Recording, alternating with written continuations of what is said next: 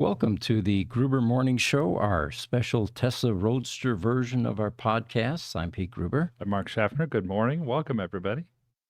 So we have a capability here for me to pop up images, and I'm going to do that for you. And this is a Bring a Trailer Tesla Roadster that just finished a few days ago.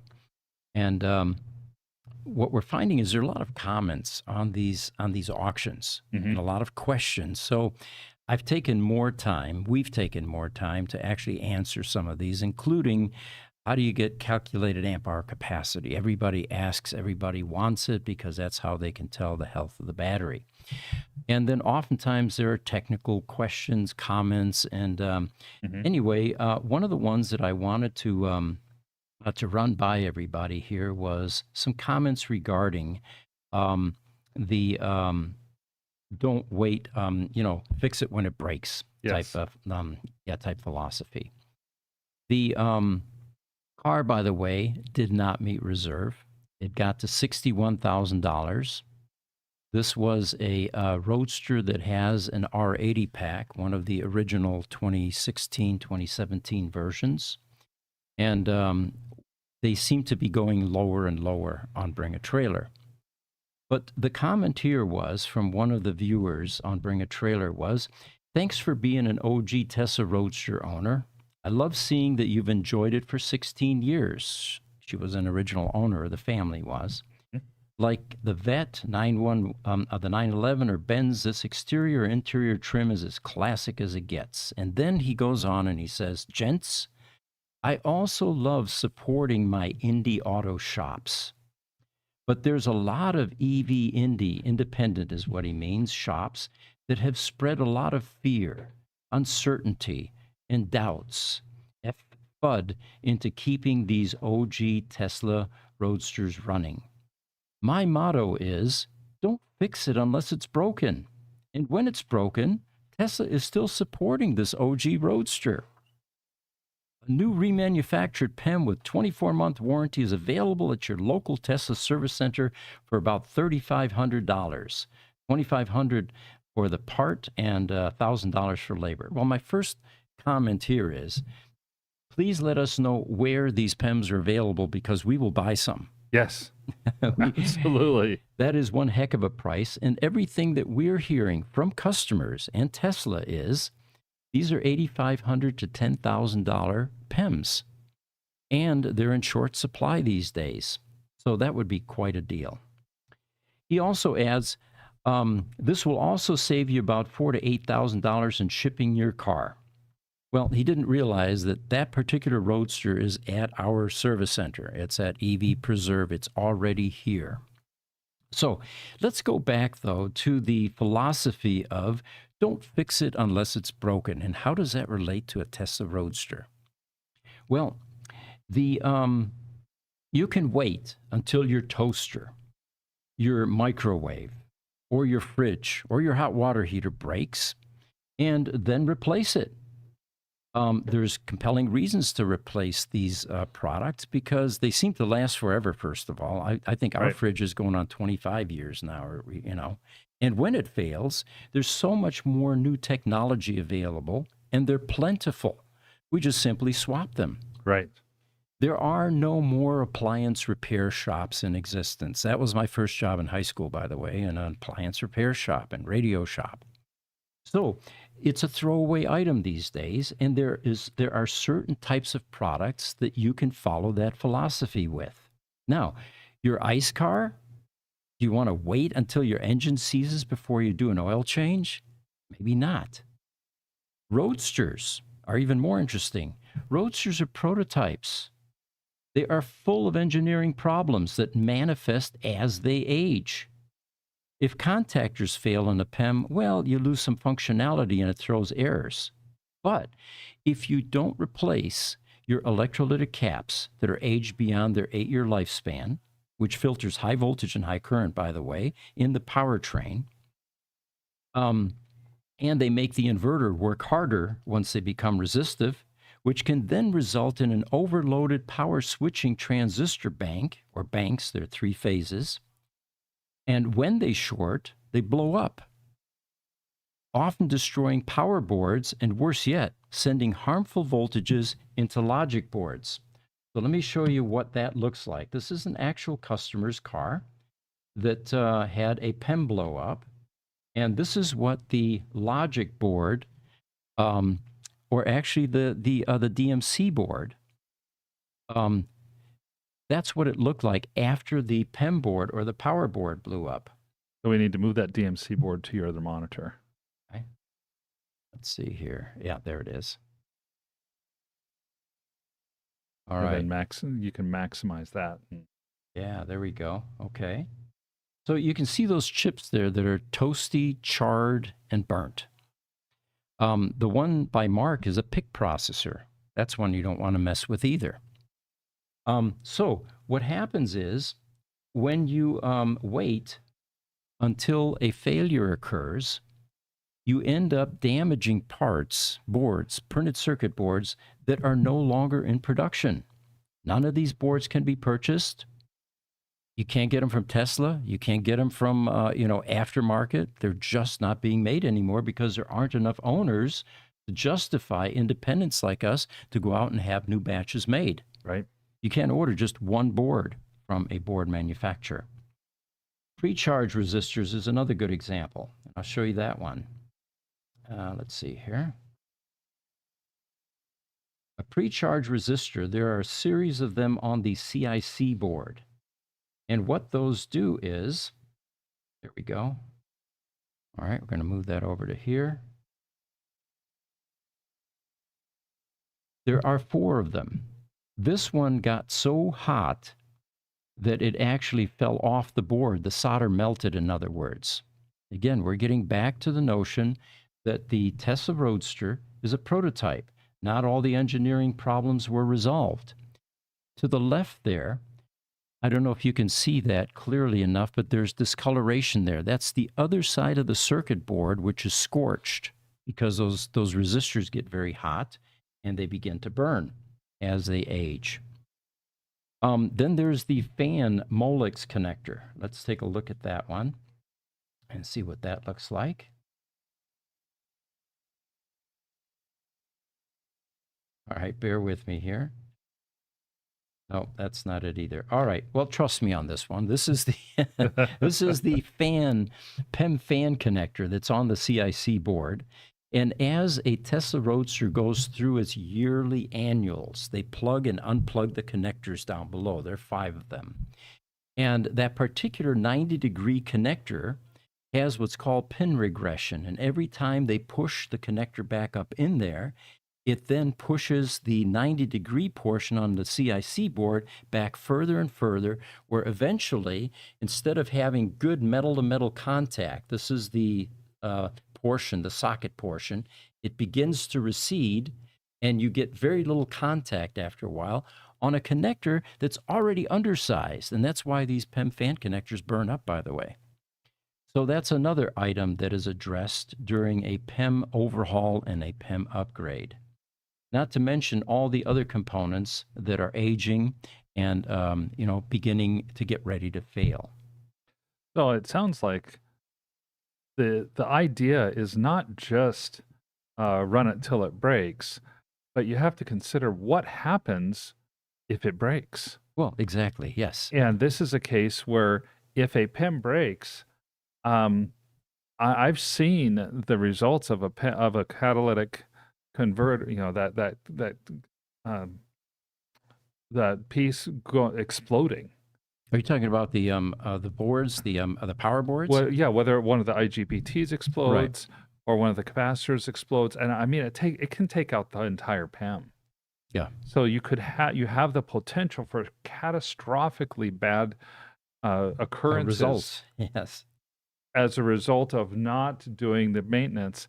And remember, this is not just an electric vehicle thing. Our experience is not just from electric vehicles. Our experiences come from the critical power industry, where you have the same IGBTs.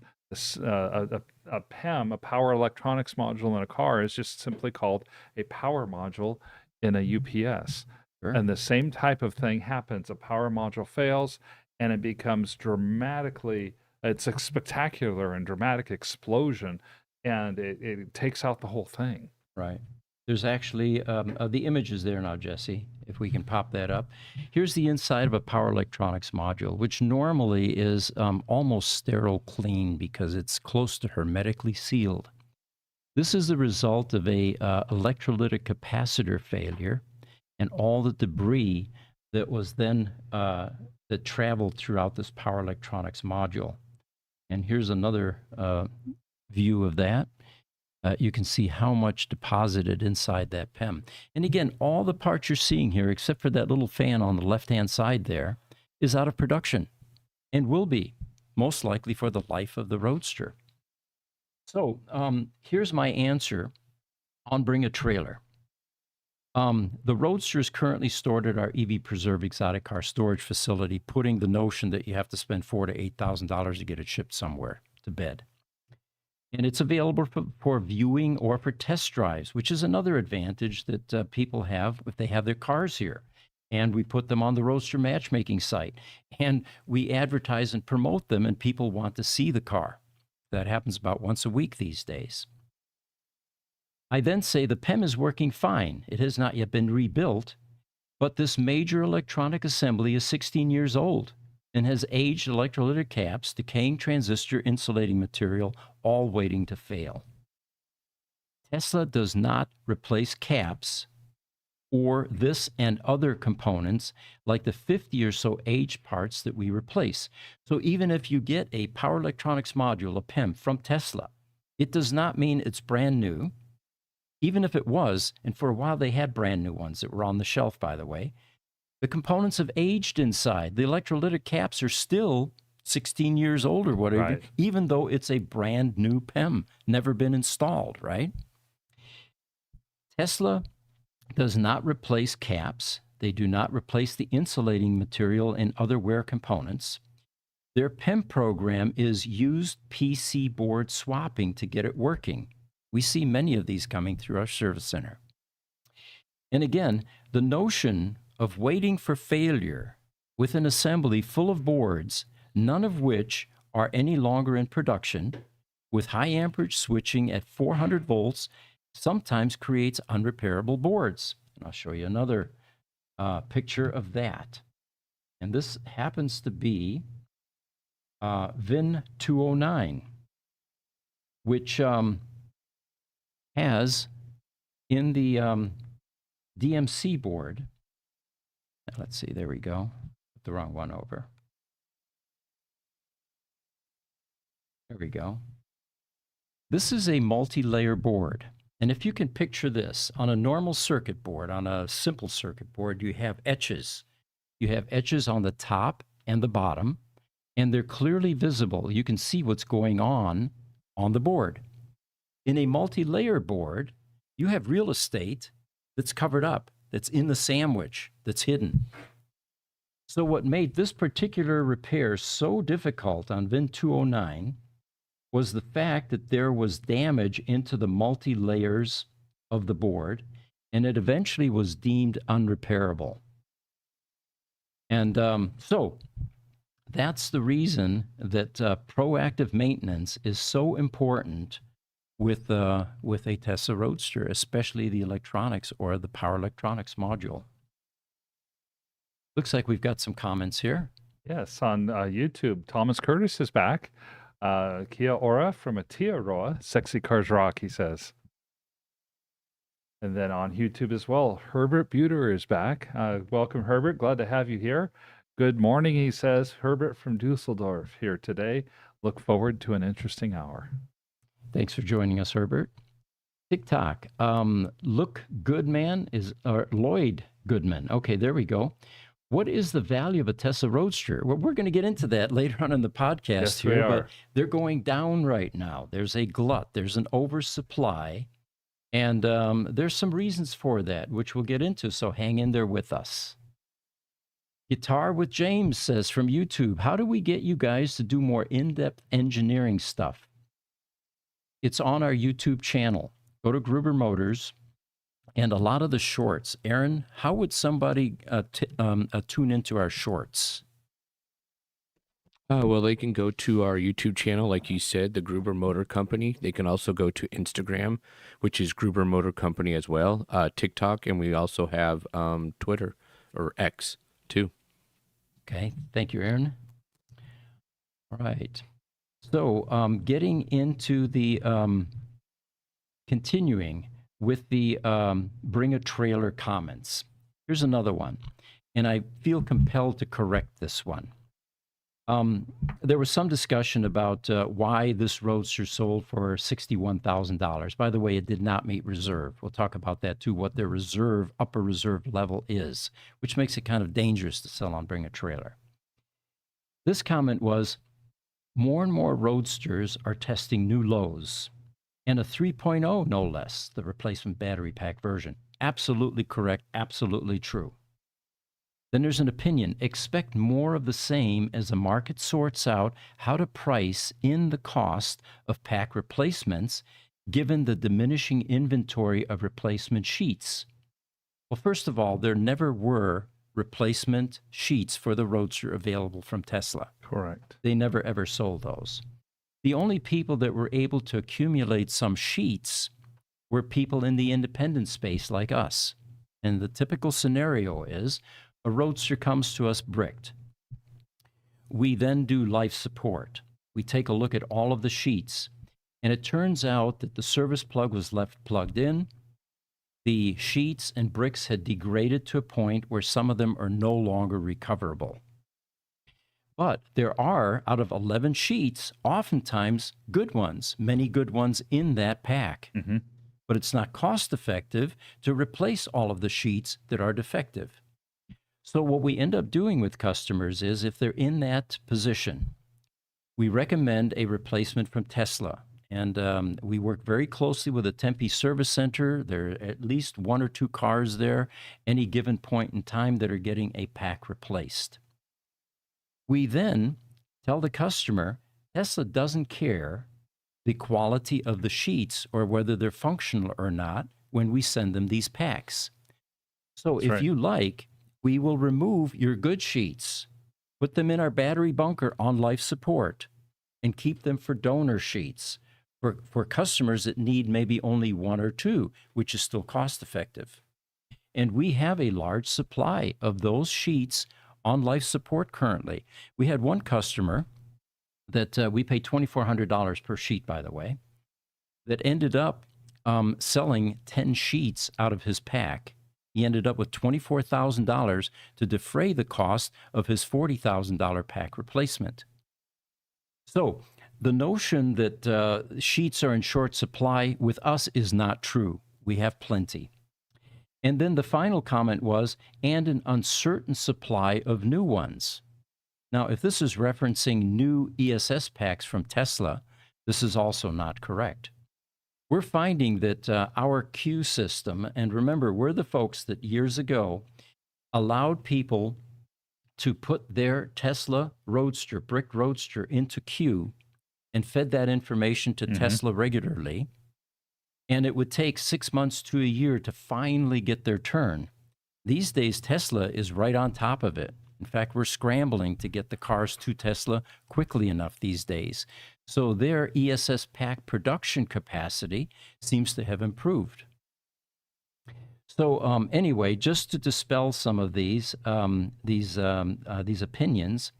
the queue is faster than ever before, and there are sheets available. And we work closely with Tesla on these. YouTube, Andrew Robertson says, good morning, Tesla technician here. Well, thanks for joining Morning, us. Andrew. YouTube, Guitar with James. He says, thank you for reading my comment. With that said, no thanks. I don't want shorts. I want the long form video on stuff like that. That short form content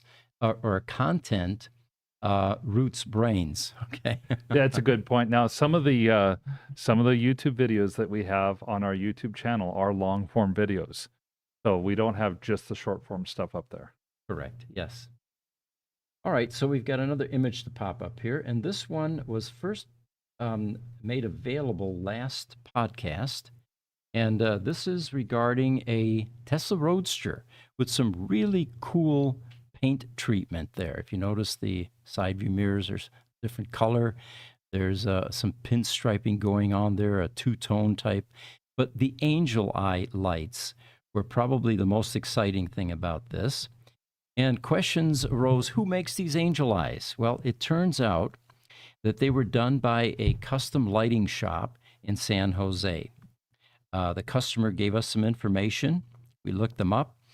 And the headlights were done by Extreme HID San Jose. It was a ton of work for them, he says, and they had to create a custom wiring harness for the extra wires because you have extra lights in that headlight now. The angel eyes, he says, activate with the parking lights. I didn't want a separate switch for these lights, and they flash amber with the left and right blinkers. He says, huge pain in the butt, but it came out looking great. And for those of you interested, there are most certainly other, lighting type shops, custom lighting shops. But this particular one is Extreme HID. They say they specialize in custom lighting for cars, boats, motorcycles, etc. HID, LED retrofitting. We also specialize in custom audio, video, security, as well as window tinting and on and on. So there's a little sales pitch there. But for those of you that like this, it's not out of question to, check locally to see if you have any custom lighting shops like this. All right. A couple more comments we have. One from YouTube, Guitar with James again. He says he'd love more opinions on the Tesla Model S 2015 versus the Tesla Model S 2025. That's something that we can take a look at and get to our regular EV podcast and actually talk about a little bit. Mm-hmm. I've noticed that they have there have been a lot of incremental improvements over the years. Also, YouTube, Michael Aldea is joining us. Michael, there you are. Good to see you again. He says, newer designs don't use capacitors. The DC to DC can be used to simulate how the capacitors are used.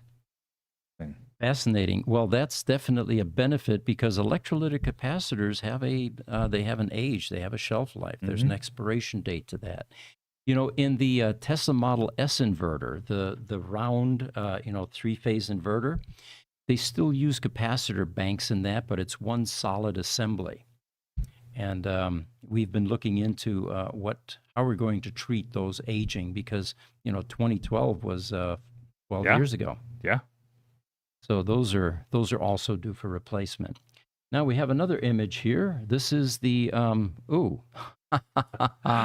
green. I know what's happening there. This is a green Roadster with our green screen, which is going to key out that color.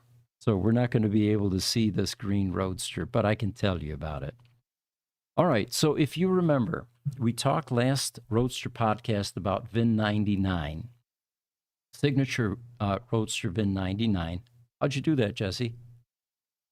I got a lot of settings back here I have to mess with to make that happen, but we got it. There we go. This green is custom. It's one of. The short story is the customer that owned this car lives in the Malibu Hills, owns some commercial property in Santa Monica. Martin Eberhardt came to him many years ago and said, we want to lease our first sales and service center from you. And he looked at their financials and said, no way, guys, you aren't solvent or even close. 2 weeks later, Elon Musk came out to see this customer and said, look, I know our financials suck, but I've got a satchel full of patents here I want you to look at. We're a real company, we have vision, and we're going to make it. So Elon, being persuasive, charismatic, all those things, convinced this owner to lease to him under some conditions. And the condition was that he sells them VIN 100, which at that time was already taken. So they settled on VIN 99. And he said, one additional requirement is not only do you need to sell me one of your signature cars, VIN 99, but you need to paint it the same color as my Bugatti in France, 1931 Bugatti. So this is a one-of color. It went up for sale a couple of months ago, and we were very concerned based on the recent glut of signature cars that we're selling. Sure. Bring a Trailer, within the last couple of months, sold a Signature 48 Roadster for around $70,000 and a Signature 56 car for $78,000. Way too low. And of course, this is another Signature car. So what we did was, we of course recommended, let's not go to auction on this one. Let's use the Roadster matchmaking site. Let us send the provenance and history and story on this car, the backstory, to the 460 pre-qualified Tesla Roadster buyers, and let's see what shakes loose. Turns out within 2 weeks, a customer came along from the pre-qualified buyer list who said, you know what? I'm Irish, and I love the color green, and I love this Roadster. They struck a deal. This car sold in this market for $110,000, which in the old market 2 years ago would have been way low, but it was definitely better than that $70,000 to $78,000 where the Signature Roadsters have been selling. The other unusual thing about this car, folks, is this is the only color in the Roadster lineup that actually has 5 colors. They are Insane Green, which there's only one in the United States, in Chicago, a bunch more in Europe, about 6 in Europe. Then there's Lightning Green, which came out only in 2011, Subaru color. Then there's BRG, British Racing Green, which is sort of a darker hunter green. Then there's the Signature Green, which was usually reserved for the very early Roadsters. It's a beautiful bluish, greenish type color. Yes. And then there's this car, which is the VIN 99 Green. Turns out this car was sold to the customer, or the new owner who lives here in Phoenix. So we're going to be seeing some more of this car. But the good news is that not all these cars need to sell at these ridiculously low prices, especially these collectible types like this. All right. Got another image to pop up here.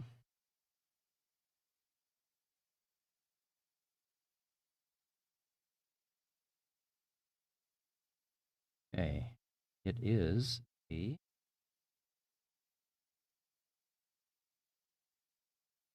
There we go. Shocks. All right. You may be aware that the original Bilstein Tesla Roadster shocks are no longer in production and most likely never will be. Mhm. For a long time, independents like us were rebuilding shocks, which has mixed results often.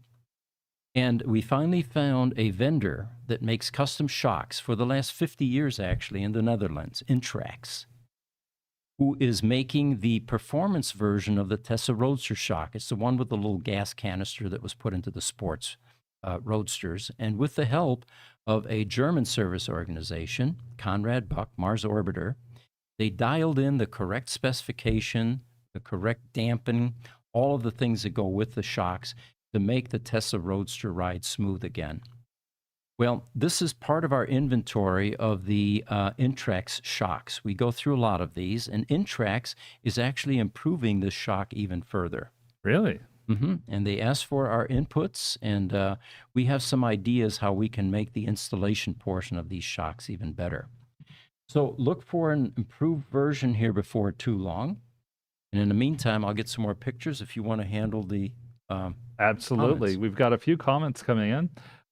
First, Thomas Curtis again commenting, saying, on the models S, 3, X, and Y, Cybertruck, Autonomous Robovan, we've got the Semi, Roadster, Optimist, and Compact.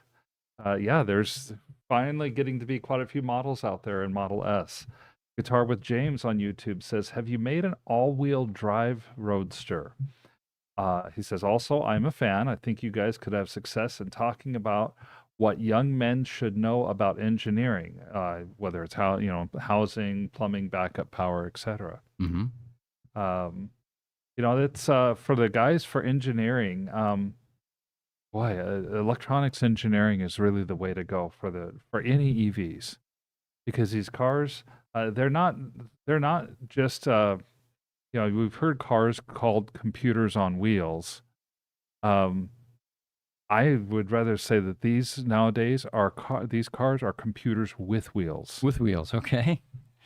Have another picture to pop up here, Jesse. It's the our new equipment in the tire center. We took our Coates machine and the Hunter balancer that we had before, and that's up for sale now. And we got some brand new Hunter equipment here. This balancer actually has a road force capability, which is that large drum that you see behind that shroud. Mm-hmm. And what that allows us to do is not only dial in the precise place to put weights, but it also then replicates the spinning or the rotation as these things are on the road. Initially, I thought, well, what is that good for? What it's good for is to find bent wheels, to find tire anomalies out of round, for example. Okay. You can balance all day long, but you may still have problems. And the guys are loving this thing. It is there's a computer screen. It even has the Tesla Roadster specifications in the software, which is also rare because remember, what were there 2,400 Roadsters built? Right. So for them to add this was quite remarkable. The tire machine to the right takes us up to 26 inches. So we're now able to do Cybertrucks, maybe even semis in the future, who knows? But we were limited prior to that to 21 inches. And then the final thing that is coming actually today is this product here. This is an alignment rack, or it's an alignment system. And we're going to be hooking this up so we can do alignments in-house. It's about time for that one. I'm very excited about all this new equipment that has come in. It's very useful for our guys and expands the capabilities that we have. Does indeed. Another thing we're going to pop up here. This shows a PPF application that has gone south. And I know we've talked about this a lot, but if you store your Roadster outside and you have PPF, you've just shortened the lifespan of that PPF dramatically. And this particular car was stored outside for a while. The problem then becomes the adhesive in the PPF begins to crystallize. And if it bonds with the clear coat, now you have a very difficult time removing it, if at all. It sometimes requires a repaint. Sure. This particular one is still responding to the removal process, but it's extremely very labor intensive. All of those little lines you see are actually fissures in the PPF. And so anyway, if you have PPF, remember, it's not for life. 8 to 10 years is about the lifespan, and then you need to consider having it removed and reapplied, or just removing it, period. All right. Let's see what else we have here.